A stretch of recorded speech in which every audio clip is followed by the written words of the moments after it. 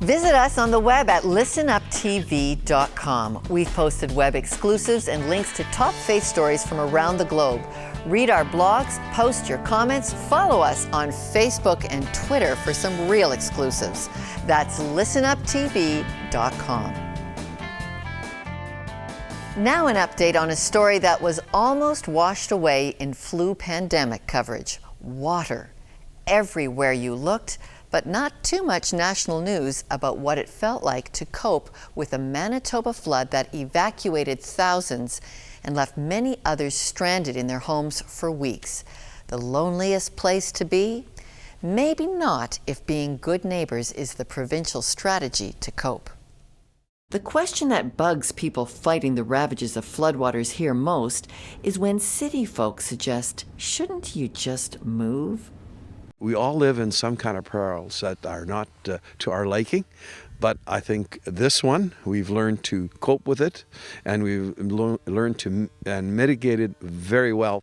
You could call these guys floodbusters, rural government officials who are fighting their 7th flood at Rosenort, Manitoba. It does shorten your life, I think. Because you learn lessons. You learn lessons what you don't want to do. You try and remember the mistakes you've made in the past. The taxpayers of Canada were here to help us, and they're a part of the solution as well. But what's making Rosenort stand out in the floodplain are some values that have been shored up for decades. Alongside farming, this village of 250 homes has grown a steel industry whose products trade on the Toronto Stock Exchange. This employer has to bus in workers from Winnipeg. Elmer's firm makes truck beds. They're all part of the stakeholders who've counted the cost of staying to fight Manitoba's floods. We've worked very hard to make this area function even during or even in spite of the floods or in spite of the setbacks. And no one is left high and dry to fight it out alone.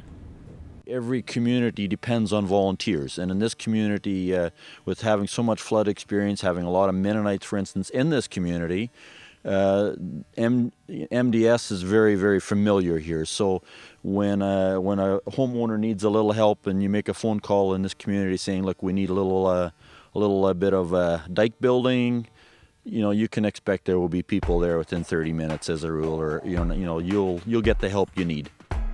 The area least protected from this year's flooding in Manitoba was the Peguis Indian Reserve, 1,300 families north of Winnipeg who felt ignored by government protection. Fuel for why Manitoba's Aboriginal leaders have launched a decade of planning to bypass provincial government and move out on their own, looking after each other when government cannot. Manitoba Grand Chief Ron Evans watched the Pope recently express his sorrow for the church's history with residential schools. Appreciative but practical, he responded by telling his people it's time to move on to next steps. He's Canada's only Grand Chief this advanced in plans to lead his people towards self-government. The resolution, of course, is to build a governance house. And so that started back in, I would say, August of 2005. And so it has taken, it's taken this long already to implement that.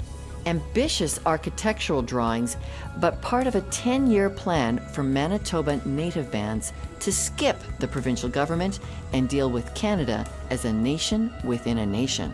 Once we realize the vision that we have, then what will happen then, we can develop our own legislative process, and that will take us a long way from where we are on the road to self-government. Few Aboriginal reactions to the broken history they have with Canada are this concrete, but the emotions behind the need have a similar determination. The Indian Act was done without the full participation of our people. We were denied of being full participants in the Canadian society, and that's a problem today. We don't trust the government. The trust is not there. For these Aboriginal leaders, the politics of the past are personal.